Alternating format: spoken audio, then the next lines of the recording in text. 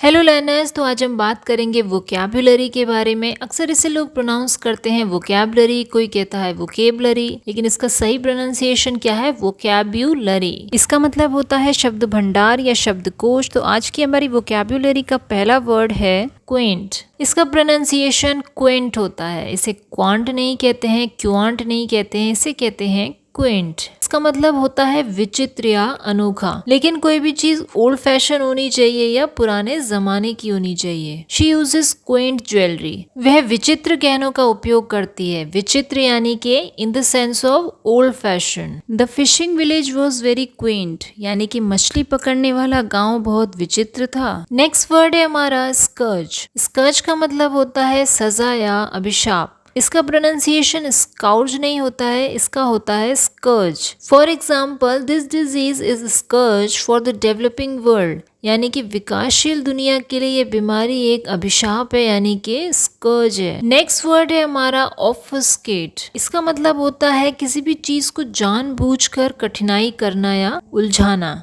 Confusion create करना, उसे हम कहते हैं obfuscate. For example, they were obfuscating the issue, यानी कि वे मुद्दे को उलझा रहे थे। एक और एग्जाम्पल देखते हैं, पॉलिटिशियंस कीप ऑब्फस्केटिंग द इश्यूज, यानी कि नेता मुद्दे को उलझाते रहते हैं। नेक्स्ट वर्ड है हमारा ओडोरिफेरस। इसका मतलब होता है समथिंग दैट गिव स्मेल, यानी कि कोई चीज जब तेज स्मेल देती है, वो अच्छी भी हो सकती है और बुरी भी हो सकती है, उसे कहते हैं odoriferous. For example, onion. Onion यानी कि प्याज बहुत तेज स्मेल देता है। Onion is highly odoriferous. Next word है मंडेशियस। मंडेशियस का मतलब होता है झूठा, यानी कि जो चीज सच ना बोले उसे हम कहते हैं मंडेशियस। इसे मेंडेशियस नहीं कहते हैं, इसे कहते हैं मंडेशियस। ही इज अ मंडेशियस पर्सन, यानी कि वह बहुत झूठ बोलता है। The newspaper story was mendacious and hurtful, यानी कि अखबार की कहानी झूठी थी और दुखदायक थी।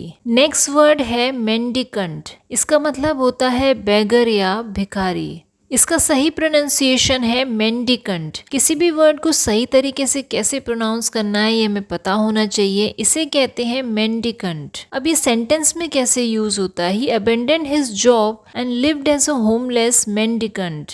उसने अपनी नौकरी छोड़ दी और वो एक बेघर भिक्षुक की तरह रहने लगा। एक और वर्ड आता है मिनेट्री। मिनेट्री का मतलब होता है धमकी देने वाला या डराने वाला, जिसे हम थ्रेटनिंग भी कहते हैं। इसका सही प्रोनाउंसिएशन है मिनेट्री। कभी कभी किसी की आवाज भी हमें थोड़ा सा डराने वाली लगती है या धमकाने वाली लगती है, उसे हम कहते हैं his tone was very minatory. He has sent a minatory letter, यानी कि उसने एक धमकीपूर्ण पत्र भेजा है। थ्रेटनिंग की जगह हम यूज कर सकते हैं मिनेट्री। नेक्स्ट वर्ड है कॉन्फिडेंट। एक वर्ड होता है कॉन्फिडेंट, एक वर्ड होता है कॉन्फिडेंट। जिस भी अपने फ्रेंड पर हम बहुत ज्यादा भरोसा करते हैं या क्लोज फ्रेंड जिसे हम कहते हैं, वो होता है confident. He is my confident friend, यानी कि वे मेरा भरोसेमंद मित्र है। नेक्स्ट वर्ड है टायरो। टायरो यानी कि नोवाइस या फ्रेशर, जो नया नया काम सीखता है, उसे हम कहते हैं tyro. She is a tyro in this field, वह इस फील्ड में नई है। Company has hired a young tyro this year,